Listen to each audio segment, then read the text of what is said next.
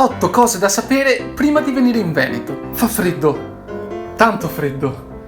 E mi riferisco ad alcune giornate dell'inverno, nelle quali la combinazione tra elevata umidità e le temperature polari rendono l'ambiente inospitale perfino per i batteri. Se sei estremio, cerca di non dirlo a nessuno.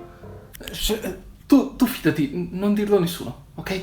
So che in tutta Italia si mangia molto bene, ma qui, grazie alla pianura, alle montagne, al mare e alle campagne, troverai gli agriturismi fuori dal mondo, dove si mangia tantissimo, divinamente e molto variegato, ma soprattutto spendendo molto poco.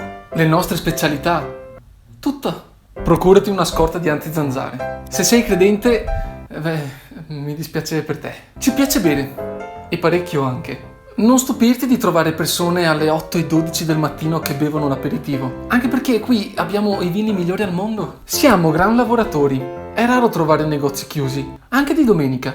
Portati via più cose possibili, sarà davvero difficile per te andare via da qui e quasi sicuramente prolungherai la tua permanenza. Il Veneto racchiude in un piccolo territorio il bello di tutta l'Italia. Montagne, colline, pianura, mare, tutto è a portata di mano in una manciata di chilometri e questo la rende una regione speciale. Eh sì, sarà davvero dura per te andare via da qua.